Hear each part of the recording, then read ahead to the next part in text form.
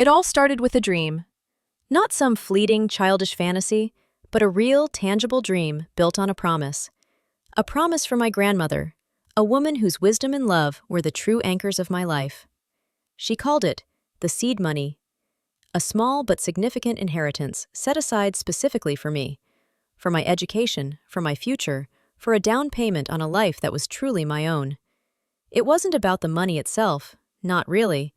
It was about the trust, the belief she had in me, a belief that sometimes, in the chaos of my own family, felt like it was the only thing holding me together. I was the middle child, a classic setup for feeling invisible, wasn't it? My older sister Sarah was the dazzling one. Beautiful, effortlessly charming, always the center of attention. My parents, particularly my mother, worshipped the ground she walked on. Every achievement, no matter how minor, was celebrated with fanfare. Every whim, no matter how extravagant, was indulged. Then there was me, Emily. Quiet, bookish, practical. I wasn't the star or the rebel or the baby. I was just Emily. And finally, my younger brother David, who was largely ignored, lost in Sarah's orbit. Growing up, I learned early on to rely on myself. While Sarah was busy being fawned over, I was burying myself in books, learning about finances, about investing, about how to build a life that didn't depend on anyone else's approval. Grandma Rose, my dad's mother, saw that in me. She saw the quiet determination, the thirst for knowledge. She saw past the glitter of Sarah's superficial charm and recognized something deeper in me. When I was just 16, she sat me down, a cup of her famous Earl Grey tea in my hand, and told me about her little nest egg. "This isn't for a new car, sweetie," she'd said, her eyes twinkling. "This is for your freedom, for the foundation of your future, whatever that may be. You're smart, Emily. You'll know what to do with it." Grandma Rose passed away peacefully when I was in my final year of college. Her passing left a huge void, but also a renewed sense of purpose. The inheritance wasn't just money. It was her legacy, her faith in me. My parents were the executors of her will. The will was clear, a significant portion to my father, smaller amounts to other relatives, and a distinct, clearly defined sum, held in a separate trust, specifically for my granddaughter Emily, to be used for her higher education or to establish her future. It was about $150,000, a life-changing amount for a 20-year-old. My plan was to use it as a down payment on a small apartment in the city, giving me a stable base as I started my career in financial analysis. It wasn't glamorous, like Sarah's dreams of being a socialite, but it was my plan, solid and real. My parents confirmed the inheritance shortly after the funeral. They seemed hesitant. My dad mumbled something about the complexities of trusts and liquidity, but I just nodded, trusting them. They were my parents after all. I gave them the benefit of the doubt. I shouldn't have. Life moved on. I graduated, got a decent entry-level job, and started saving aggressively. I was so excited to combine my savings with Grandma's seed money. Every spare dollar went into my apartment fund. Meanwhile, Sarah was living a different kind of life. She had graduated from an arts program she barely attended, then drifted from one short-lived passion project to another. She lived at home, barely working, spending lavishly on designer clothes and endless brunch dates, all funded by my parents. Then came the engagement. Sarah had finally landed someone, a seemingly successful, charming man named Julian. He was from a prominent family, well-connected, and seemed utterly devoted to Sarah. My parents, especially my mother, were ecstatic. This was their crowning glory, the ultimate validation of their precious Sarah. The wedding planning began almost immediately, and it was clear from the start that this wasn't going to be just a wedding. It was going to be an event, a spectacle, a lavish affair designed to impress everyone in their social circle. My mother started talking about ballrooms, custom-made dresses, a 10-course meal, and a guest list that rivaled a small-town census. The numbers being thrown around were astronomical. My dad, usually the fiscally conservative one, seemed to be swept up in the frenzy. He kept saying, "It's Sarah's dream. We have to give her the best." But even I, with my limited income, could see their regular savings couldn't cover this. They were talking about mortgaging the house, dipping into retirement funds. It all sounded incredibly reckless. One evening, about 6 months before the wedding, my parents called a family meeting. I remember the knot forming in my stomach. These meetings were rarely good. They usually involved some announcement about Sarah, or a subtle reprimand for David or me. We sat in the living room, the air thick with unspoken tension. My dad started with the usual pleasantries, then dove straight into it. "The wedding," he said, "is going to be magnificent. A once-in-a-lifetime event. But we've hit a slight snag." My mother chimed in. "The costs are a little higher than we anticipated. The venue alone, darling, is just breathtaking, but it's twice what we budgeted." My dad cleared his throat, avoiding my gaze. "So, we've had to make some adjustments. Some difficult decisions." He paused, and my heart began to pound. "Emily," he finally looked at me, "about your grandmother's inheritance." My blood ran cold. "No, they wouldn't." My mouth felt dry. "Yes, Dad," I managed to croak. He fidgeted with his tie. "Well, that money, it's been sitting there mostly liquid. And with the market downturns, we decided it was prudent to reallocate those funds for a more immediate and pressing family need." My mother nodded vigorously beside him, her eyes wide and pleading, as if silently daring me to object. Anger, sharp and hot, flared in my chest. "Reallocate?" I heard my voice, thin and reedy with disbelief. "You mean you used it? My inheritance? For the wedding?" My dad actually had the audacity to look offended. "It's for Sarah, Emily, your sister. This is a family matter. It benefits everyone. Sarah's wedding will elevate our entire family standing." I was speechless. My inheritance, my future, the money Grandma Rose had so carefully set aside for me, stolen, without so much as a discussion, to pay for Sarah's frivolous, extravagant wedding. The rage boiled, thick and suffocating. It wasn't just the money, it was a blatant disrespect, the utter disregard for my dreams, my autonomy. It was the ultimate proof that I was, and always would be, secondary to Sarah. "You can't do that," I finally burst out, my voice trembling with fury. "That money was for me. Grandma Rose specifically stated it in her will. It was in a trust." My dad slammed his hand on the armrest of his chair. "It was within our discretion as executors, Emily. We decided this was the best use for it, for the family."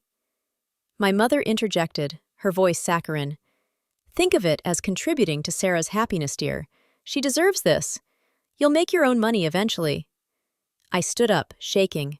My vision swam with unshed tears, tears of indignation and twithon, self-pity. "So my future, my education, my dreams, they're all less important than a party? Than Sarah's latest obsession?" My voice cracked. David, my younger brother, sat slumped in his chair, looking utterly miserable. But he didn't say a word. He never did. Sarah, predictably, was absent. She wouldn't be present for anything unpleasant. "This conversation is over, Emily," my dad said, his voice firm, signaling the end of the discussion. "The money is being used. That's final. Now, are you going to support your sister, or are you going to be selfish about this?" Selfish? They stole my inheritance, and I was the selfish one. The sheer audacity took my breath away. My initial shock morphed into a cold, hard resolve. Fine. They wanted to play dirty? I could play dirty too. Only I'd play smarter. The rage, hot and raw, pulsed through my veins long after I stormed out of that humiliating family meeting. I didn't go far. I couldn't.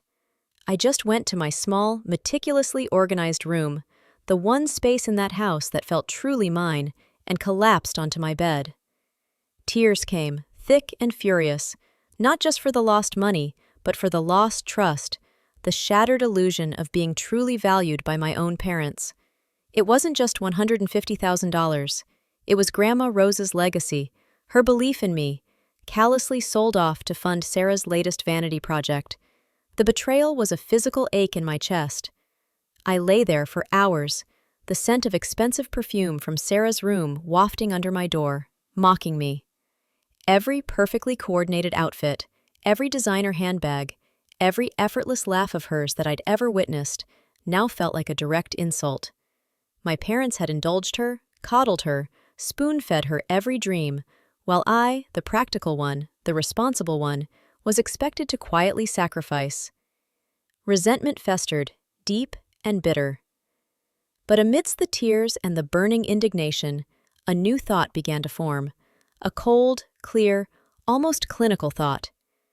They thought they could just take what was mine? They thought I would just lie down and accept it? They clearly didn't know me at all. My quiet nature was often mistaken for weakness, my patience for passivity. They were about to learn how wrong they were. The next few days were a blur of internal strategizing. I went to work, performed my duties mechanically, but my mind was a whirlwind of calculations. Not just financial ones, but strategic ones. How could I hit them where it hurt? Not with anger, not with yelling, because that's what they expected. No, I needed something sharper, something precise, something that would dismantle their perfect facade, just as they had dismantled my future.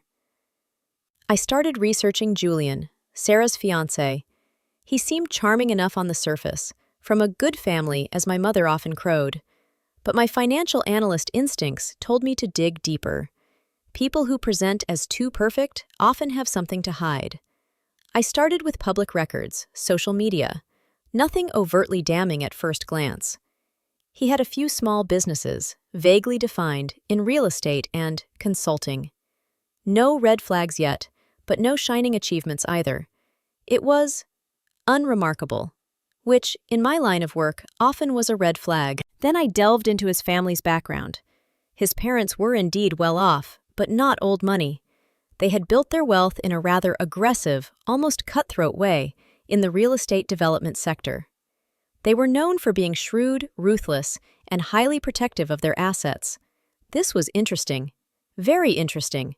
A family like that would never let their son marry someone without a prenuptial agreement. Never. My sister Sarah, with her naive dreams of being a trust fund wife, probably hadn't even considered it.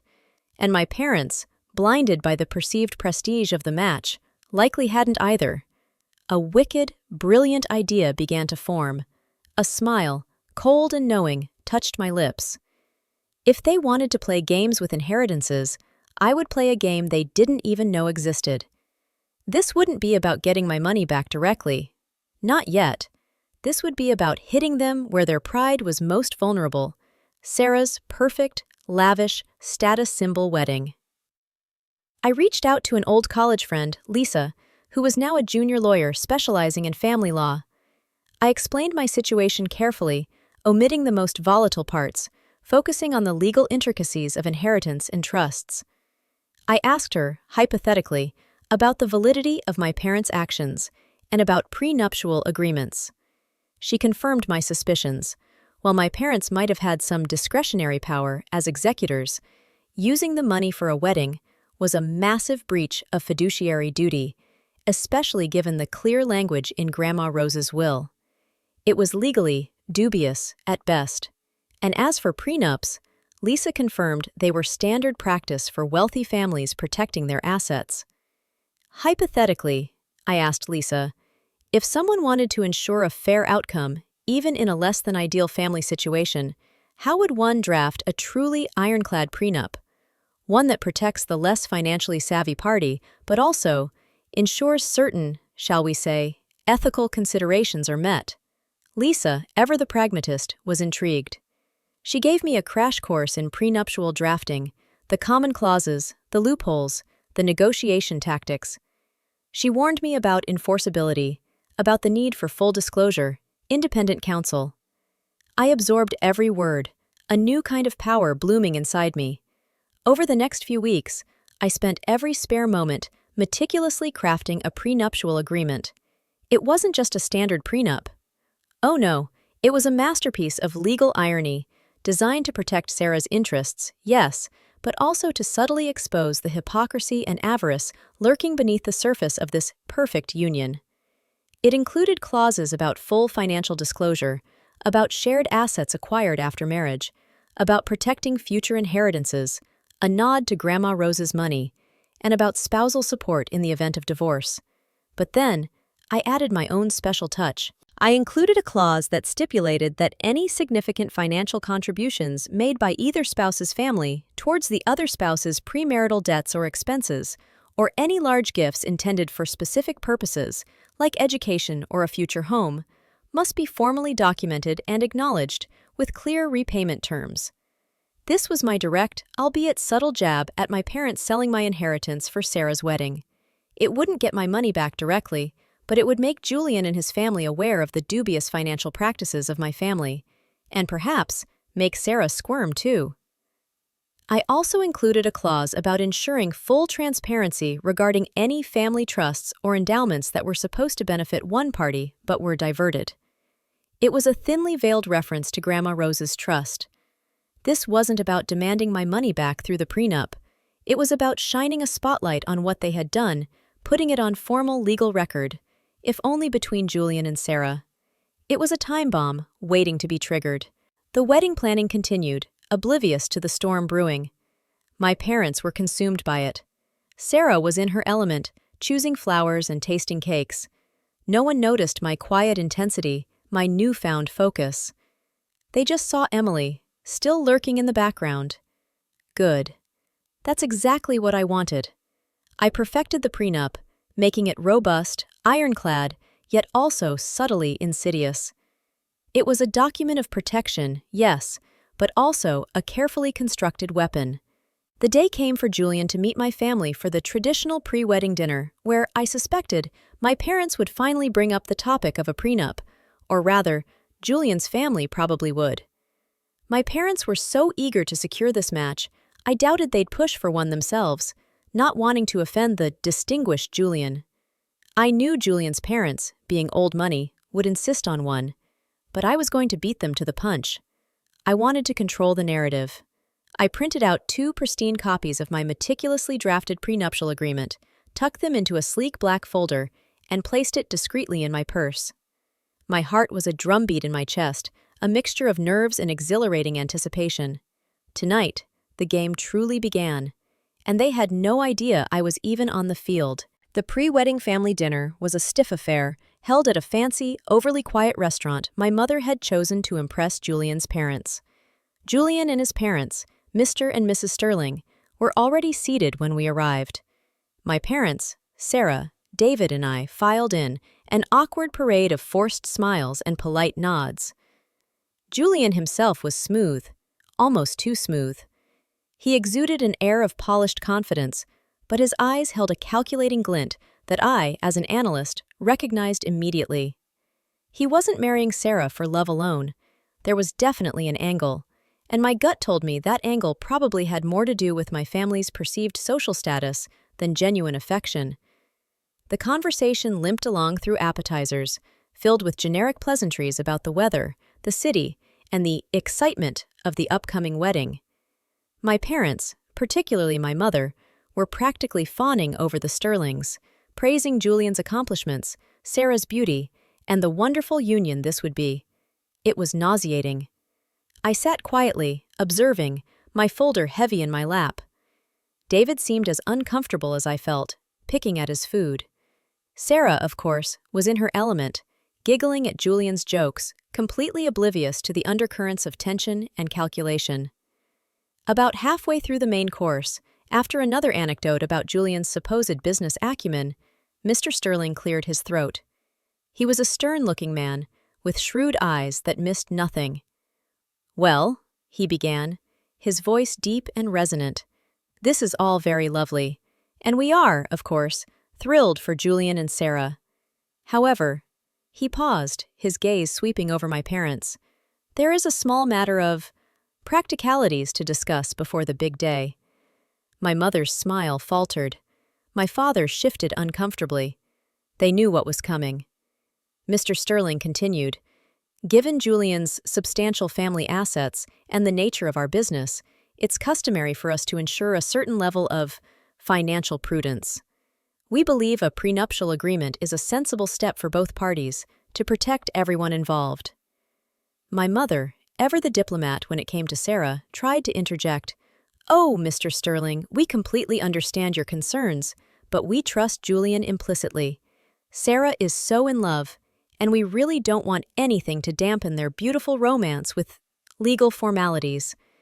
It was a weak, pathetic attempt to deflect, born of her desperation to secure this marriage at all costs.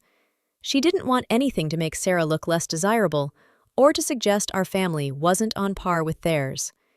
Mr. Sterling simply raised an eyebrow, a clear sign that her objections were dismissed.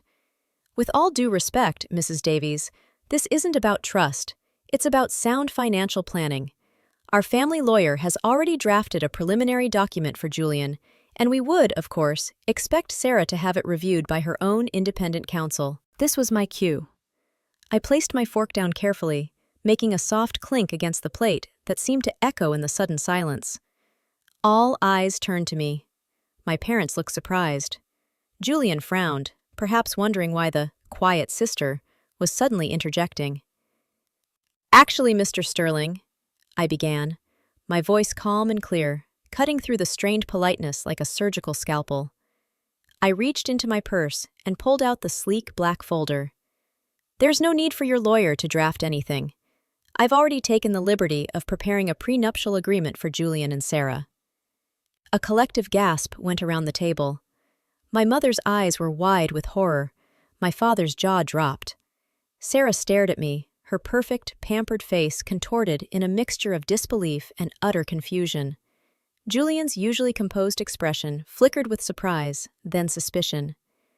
Mr. and Mrs. Sterling, however, looked intrigued. They were clearly not expecting this. "Emily!" my mother hissed, a desperate whisper. "What are you doing?" I ignored her, sliding one of the pristine copies across the table towards Julian. "Julian, this is a comprehensive prenuptial agreement. It covers all the standard clauses for asset protection, spousal support, and division of property. I've also included provisions for full financial disclosure from both sides, which I believe is crucial for a healthy and transparent marriage." I paused, allowing him to pick up the document, his fingers surprisingly hesitant. Then I delivered the first subtle jab. "I took the liberty of drafting it myself as a financial analyst. I believe it's fair to both parties, and perhaps even more equitable than a standard agreement drafted purely from a protection of assets perspective." I looked directly at Julian's parents, a faint, polite smile on my face. It ensures that Sarah is fully protected, especially given her unique financial background, and it also addresses any significant familial contributions or diversions of funds that might arise. Transparency, after all, is key. Julian began to flip through the document, his eyebrows knitting together as he read. He reached the clauses I had painstakingly crafted, the ones about premarital debts paid by family, about specific purpose trusts. His eyes narrowed. He looked up at me, a new, wary respect in his gaze. He clearly understood what I was implying, even if the others didn't quite grasp the full extent of it yet. "Emily," my father finally stammered, his face red with a mixture of embarrassment and rage. "This is highly inappropriate.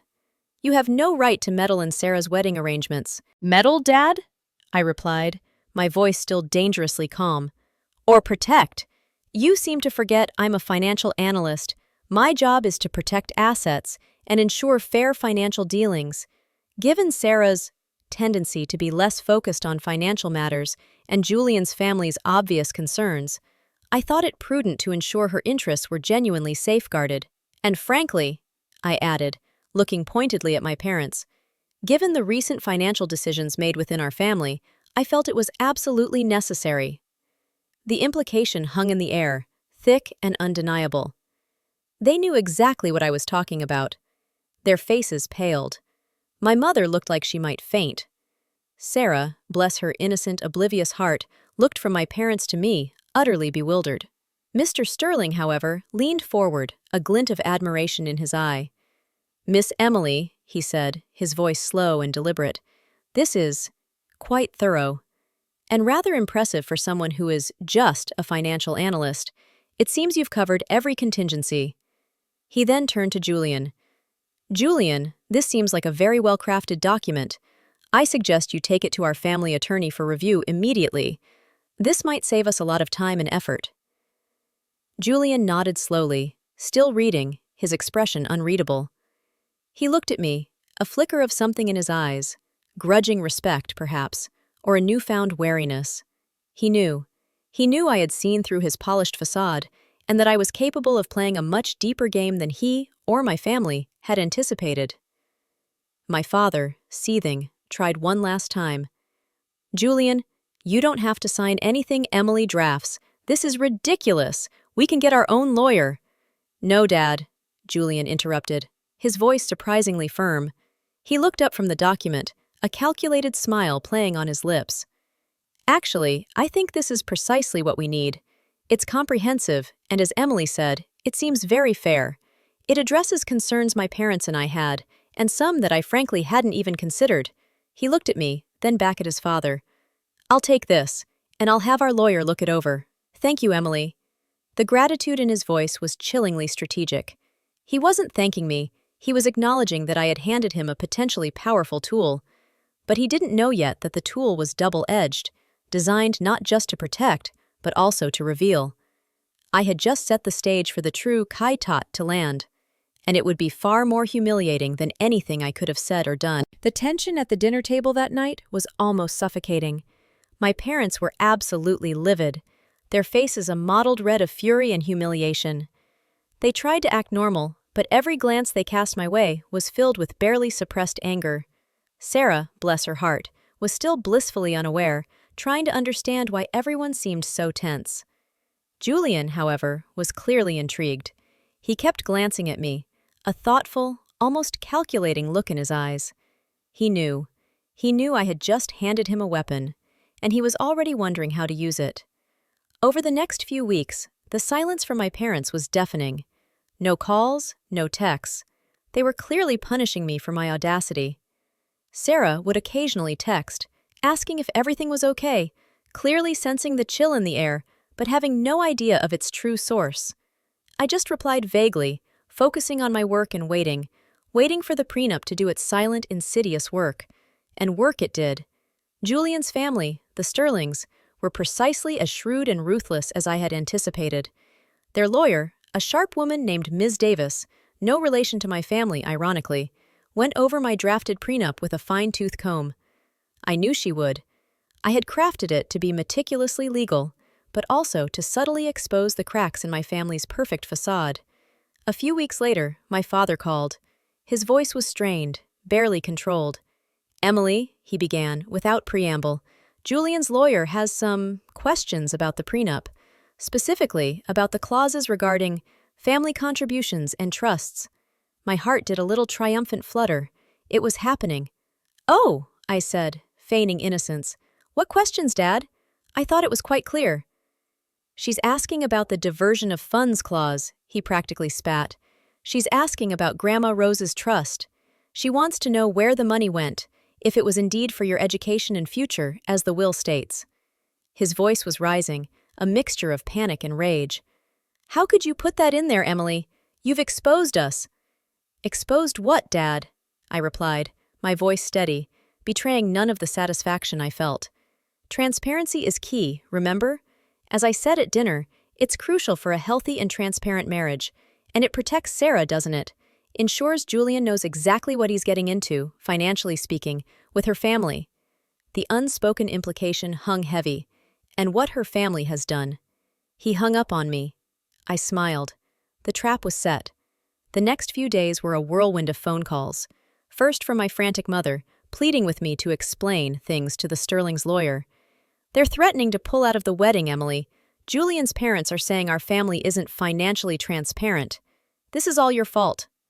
I simply told her the truth was on the prenup, and that if they wanted transparency, they should have been transparent themselves. Then came a call from Julian. His smooth charm was gone, replaced by a cold, hard edge. "Emily," he said, "what exactly is going on with this inheritance? My lawyer says there are some serious red flags here. My parents are furious. They think your family is trying to pull a fast one." "Julian," I said, my voice calm, "the prenup is very clear. If family funds meant for a specific purpose were diverted, it needs to be disclosed. It's not about me. It's about the integrity of the document and the integrity of your future marriage." Your parents are right to be concerned about financial transparency." I let him stew in that. He knew I wasn't just talking about abstract principles. I was talking about the $150,000 they had stolen from me. The ultimate confrontation happened a week before the wedding. My parents called me, demanding I come to the house. Julian and his parents were there, along with Sarah, who looked pale and on the verge of tears. The atmosphere was thick with fury and despair.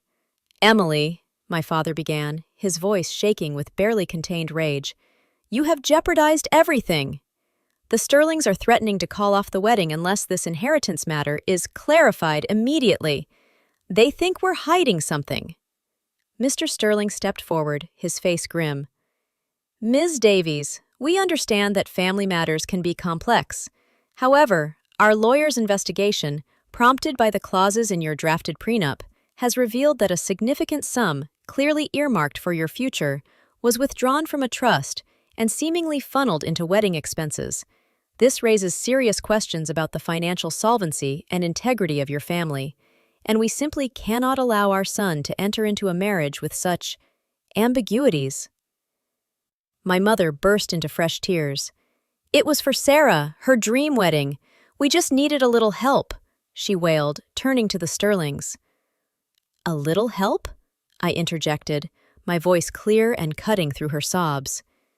"You sold my inheritance, the money Grandma Rose left specifically for my future, my education, my first home.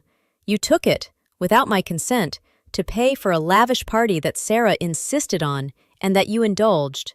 That's not a little help. That's theft and a blatant disregard for a dying wish."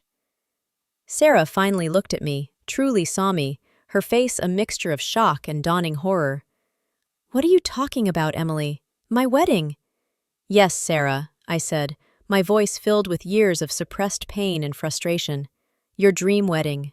My future gone. Grandma Rose's legacy squandered on a custom-made dress and a 12-tier cake.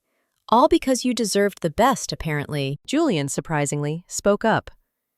"So, all this time, your parents have been presenting a picture of financial stability, but they actually raided your sister's inheritance to pay for this wedding?" His voice was cold, calculating. He wasn't angry for me.